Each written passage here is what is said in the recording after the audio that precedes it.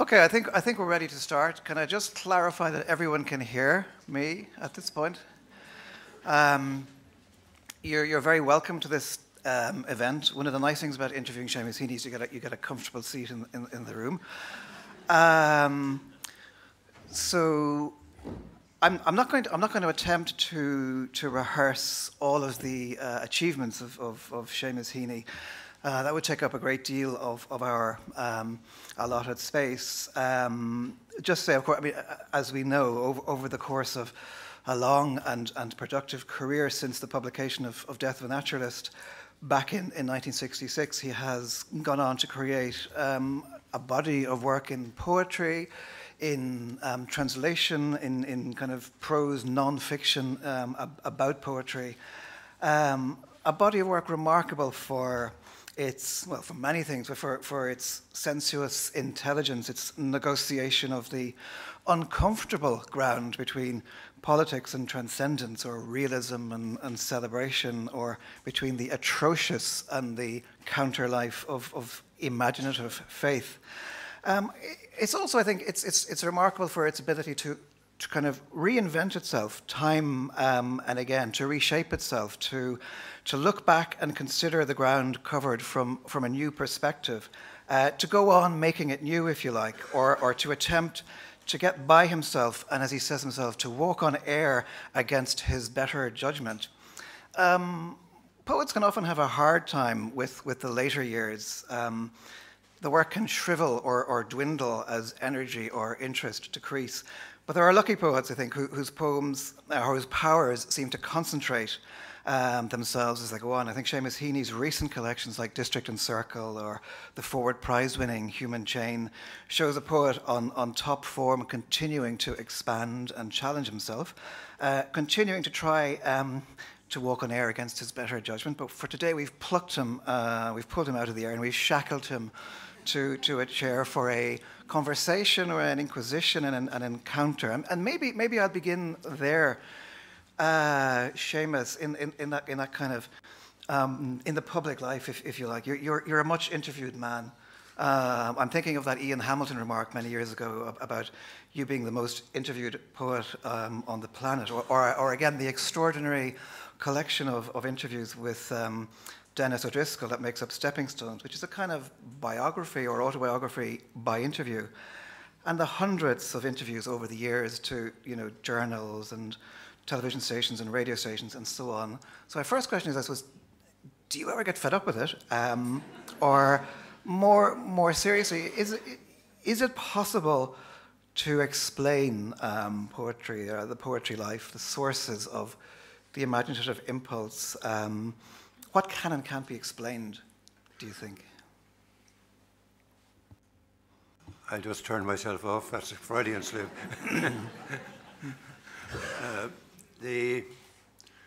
Well, I think, first of all, it's a matter, quite often, many of those interviews, and other writers here will know this, they aren't that it's not that you want to do them, it's that you need to do them for the event involved.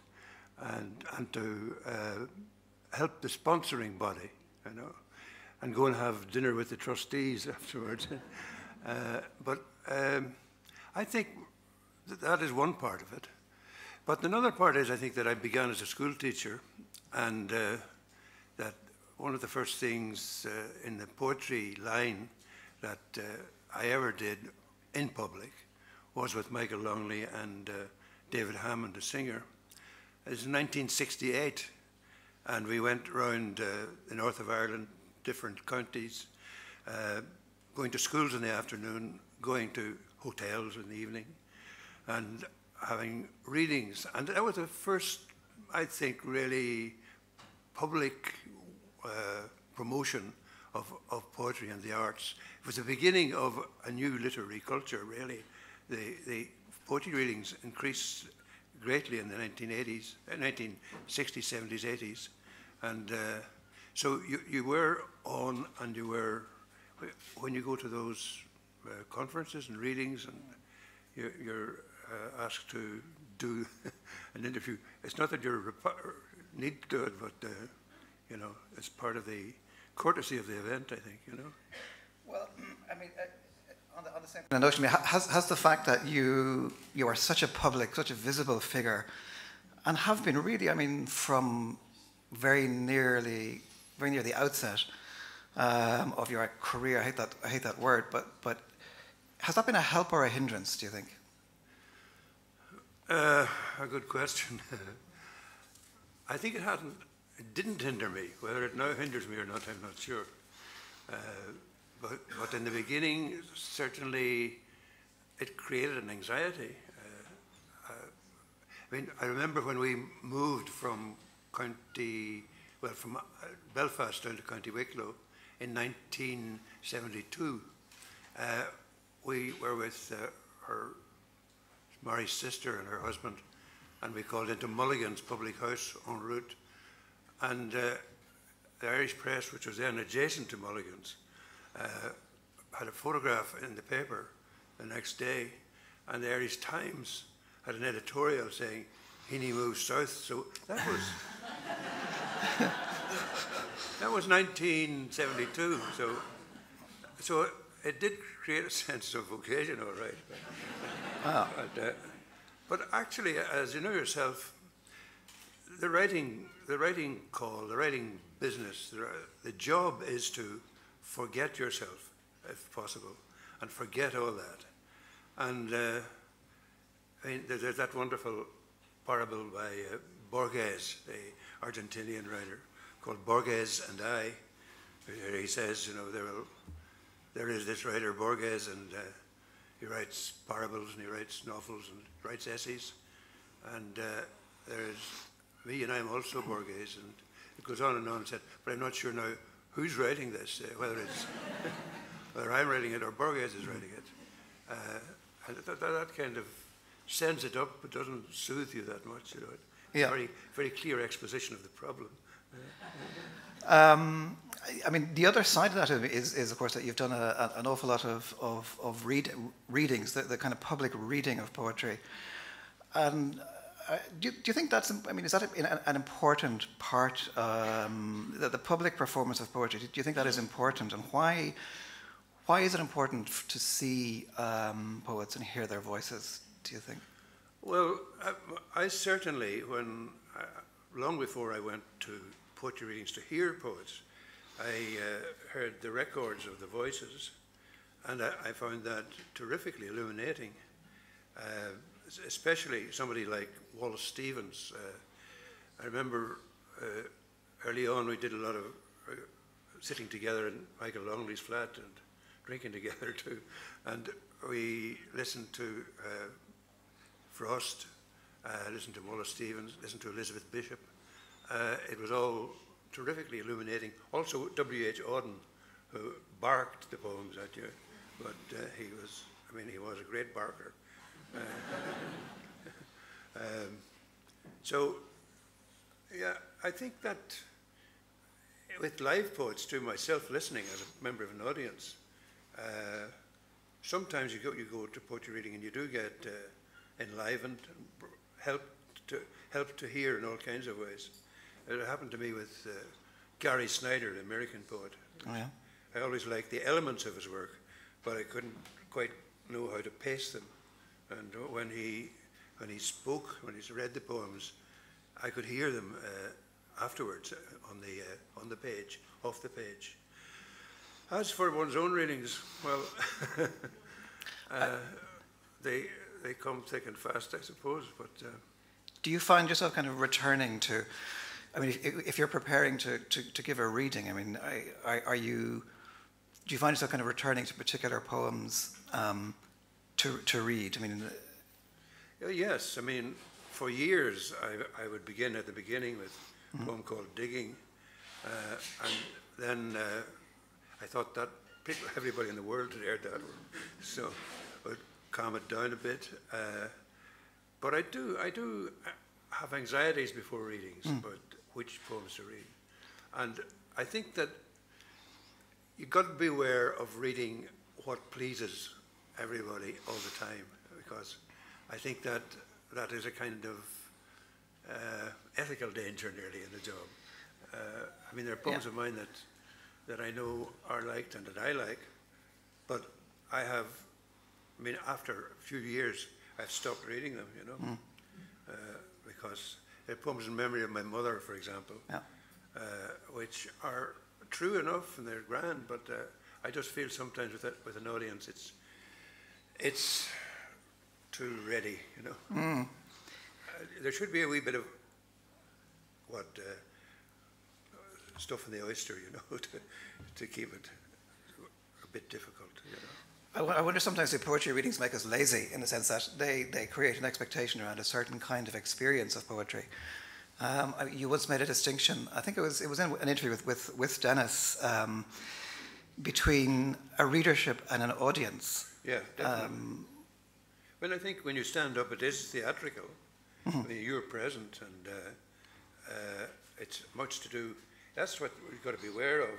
You must remind yourself, whatever happens up there has as much to do with your personality and presence as it has with the work in question, So that's a kind of caveat that got to be kept in mind. The work is the thing that should be being attended to, and it often is, but also the presence is part of it. Yeah.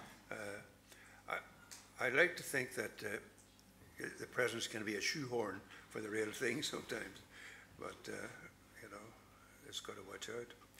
I make a distinction actually between poetry rallies and poetry readings. Right. Yeah. We're in a. We're sitting here at a table at the Franco-Irish Literary Festival, so we're in a kind of multilingual context. And I mentioned translation in the introduction, and I wanted to talk to you a little bit about translation. You've always taken an interest in it. You've translated Virgil, Dante, Beowulf, and again in Human Chain there were a number of notable translations. But just first of all, can I ask, what draws you to translation, or where does the impulse, if you like, come from? Well, to go back to the beginning, the first kind of translation I did in earnest was from the Irish Bulgasivna again in 1972, and I was drawn to that because I came on little extracts from this long medieval work, and they were like little imagist poems, very, very attractive, in a book called it was by a Scottish professor, Celtic Notebook or something. So I thought there's something there, and at the same time I was resigning from my job in the Queen's University, and I knew I would need another job to keep me busy. So the translation was, we were able to get up in the morning and do that. So that was where it started, I suppose. But I also always wanted to use it, and I suppose that's another reason for doing translation. In my case, you could have extended the benefits of the work you translate into your own work, And I eventually did poems which I think are among the best of mine, called Sweeney Redivivus, where I kind of rhyme Heaney with Sweeney in terms of the experiences and so on. But likewise with Virgil. Well, first of all, I suppose I did the first bit of Virgil after I had done the Dante, and I hadn't done much. I did three cantos of Dante's Inferno, and another one, 4. And then I realized I couldn't do the Terza Rima for 33 cantos, And in fact, Terza Rima is almost impossible for English writers.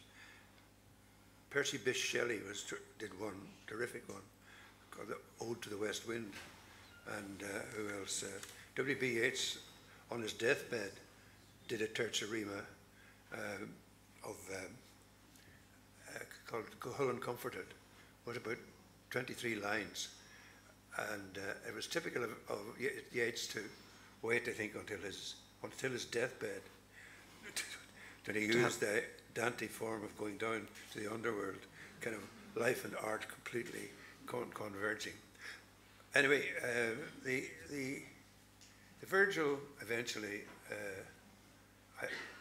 I did book 6 of Virgil into English, but it's not really good enough, I think. But I'm damned if I'm wasting it. So. Because Virgil is something that comes up, or it comes up again and again. But before that, I was struck by the translation you did from the French poet Guy Vic in Human Chain, and I just wondered what drew you to that, or I mean, again, he's somebody who's I think if John Montague was translated, Karnak, and he seems to have a resonance.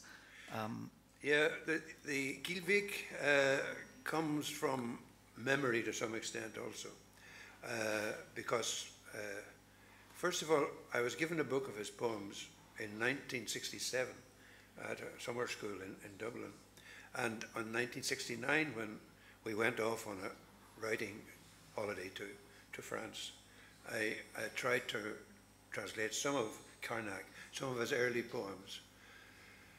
And they were all right, but I didn't think they were that great. And then when I was involved with the Kilkenny Arts Festival in 1976, we invited Gilvig to come to Kilkenny, which he did.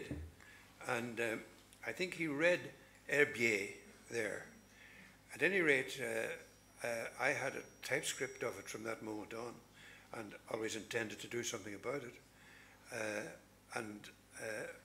I felt there were some poems in this Human Chain book which were kind of vegetation-y, and this herbal stuff was very attractive. So it's the result of a long kind of association with him. But I liked the material. I mean, especially the early stuff when I read it, but Herbier more so. Yeah. I just might we hear a bit of that. Yeah, well, I guess it should be heard in French, but there we are.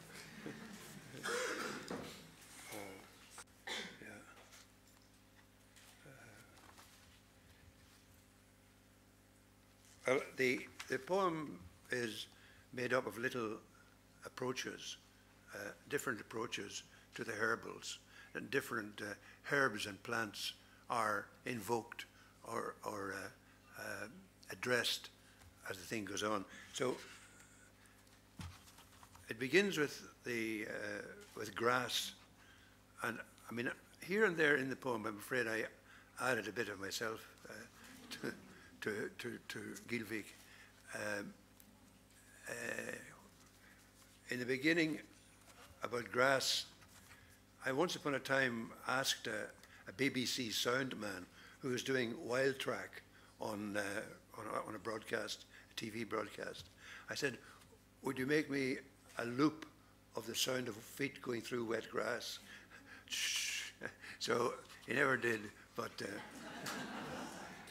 there's grass here. This is the very beginning of it.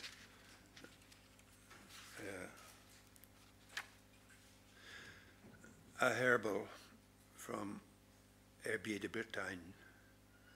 Everywhere plants flourish among graves, sinking their roots in all the dynasties of the dead. Was graveyard grass in our place any different? Different from ordinary grass? Remember how you wanted the sound recordist to make a loop, wild track of your feet through the wet at the foot of a field? Not that the grass itself ever rests in peace. It too takes issue, now sets its face to the wind, now turns its back. A little bit more here further on. Sorry. The plants, in this case the nettles, are regarded as enemies. We had enemies, though why we never knew. Among them, nettles, malignant things, letting on to be asleep. Enemies, part of a world nobody seemed to be able to explain, but that had to be, nobody seemed to be able to explain, but that had to be put up with. There would always be dock leaves to cure the vicious stings. There were leaves on the trees and growth on the headrigs. There were leaves on the trees and growth on the headrigs you could confess everything to, even your fears of the night, of people even. What was better than to crush a leaf or a herb between your palms, then wave it slowly, soothingly, past your mouth and nose, and breathe? If you know a bit about the universe, it's because you've taken it in like that. Looked as hard as you look into yourself, into the rat hole, through the vetch and dock that mantled it. Because you've laid your cheek against the rush clump and known the soft stone to break on the quarry floor. Between heather and marigold, between sphagnum and buttercup, between dandelion and broom, between forget-me-not and honeysuckle, as between clear blue and cloud, between haystack and sunset sky, between oak tree and slated roof, I had my existence. I was there, me in place, and the place in me. Where can it be found again? An elsewhere world, beyond maps and atlases, where all is woven into and of itself, like a nest of cross-hatched grass blades. Sorry, thank you very much.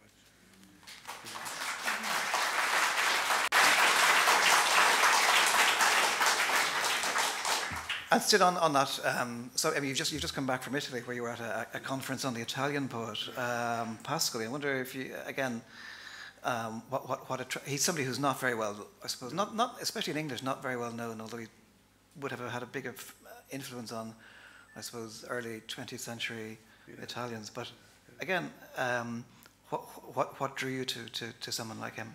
Well, accident, first of all. There's a poet called Giovanni Pascoli, who died 100 years ago this year, born in 1855. A turn of the century writer, late 19th century, turn of the 20th century. As the poet Robert Lowell often said, I'm not a great poet, but a good poet. So and what attracted me to him actually was the material. First of all, he had a poem about a kite, flying a kite in Urbino. And when we went to Urbino some years ago, I quoted W.B. Yeats, who had gone to Urbino with Lady Gregory, and he mentions in a poem Urbino's windy hill. So this poem talks about Urbino's windy hill, boy flying a kite there. So, and I had written a poem for my own boys when they were young, called A Kite for Michael and Christopher. So I was kind of kite fancier in the poetry line. And I liked the poem very much. I mean, it turned out to be an elegy, as a lot of his poems do, for somebody whom he had flown a kite with when he was a lad. And this fellow died young. But there was that. Well, anyway, this particular poem was translated, put into a festschrift for someone interested in Italy. And then there was a conference in Bologna on Pascoli three weeks ago. And because I knew a few people in Bologna, because I knew a translator there, and they knew about my Pascoli thing, they asked me to, would I show up? So I made myself more familiar with his work then. And the fact of the matter is his background and my own aren't that much different. He grew up in a farm in, I've forgotten, Romagna, and he has a little sequence of poems that I came across were about the following things featured in them: hens, ploughing, horses and carts, larks, etc. But at the same time, there was an edge to the poetry which was good. It wasn't just pastoral escapism, it was beautifully executed. So I started and did a number of those things to keep myself going, which is another reason for translation. Sure. I think I quoted before, is an American poet and translator called Elliot Weinberg, and he says there are three motives for translation. One is advocacy for the writer from the other culture. Second is to immerse yourself in another culture.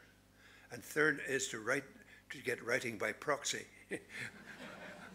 which is a good definition of it. There's a fair amount of that all round. We mentioned briefly Virgil, and you mentioned book 6 because it's like a constant motif in your work. I mean, you've translated part of it, and again in there's a very striking poem in Human Chain, or a set of poems where you're remembering your first encounter with the physical the book. And could you say something about that, your attraction to Virgil and that particular trope of the underworld and the attempt to kind of come back from the... Well, the Virgil book that from Heaney that is most interesting to me is book 6, which has got the Sibyl leading Aeneas the hero down to the underworld and meeting the shades of great heroes and familiar people, and especially and deliberately and importantly his father. He's been sent to see his father in the underworld. And I think that after my father died, there's a book called Seeing Things, and I think Virgil comes into that at the beginning, and a Virgilian bit at the end from Dante with the crossing the Styx to get there. So that sense that the other world is the world of memory and of the dead was very strong. And then I did the poem you speak about in this most recent book, called Route 110, which again is a journey towards a birth in this case, which is the case in the Virgil. The hero goes down and he meets his dead warriors who have fallen at Troy. People have been drowned on the journey. And then he meets his father, the shade of his father, and the father instructs him on life in the underworld, including the knowledge that after 1,000 years perhaps, the chosen ones will be able to return to life in the upper air, on earth, be reborn. So this poem that I did, paralleled with book 6, ends up with a birth rather than the death, arriving out of the underworld again to be reborn. So that added the attraction to it. Would you like to read one of those from Route 110? It's hard to know. This is the first. This is the first poem in the cycle.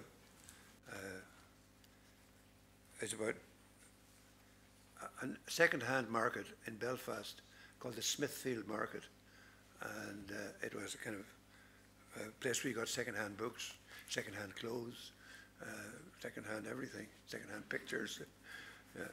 Well, new tools, new carpentry tools, I remember. Anyway, I've always remembered the old lady who sold me not only Virgil, but many other books in that place. She always wore a shop coat and horn-rimmed glasses. And she was a strict lady, like a Sibyl herself. Route 110 for Anna Rose, who is the birthplace at the end. In a stained front buttoned shop coat, sear brown piped with crimson, out of the classics bay into an aisle smelling of dry rot and disinfectant, she emerges, absorbed in her coin count, eyes front, wrath, be stirred in the cubicle mouth I inhaled as she slid my purchase into the decal-edged brown paper bag. That's meant to be the entry into the underworld. That's going to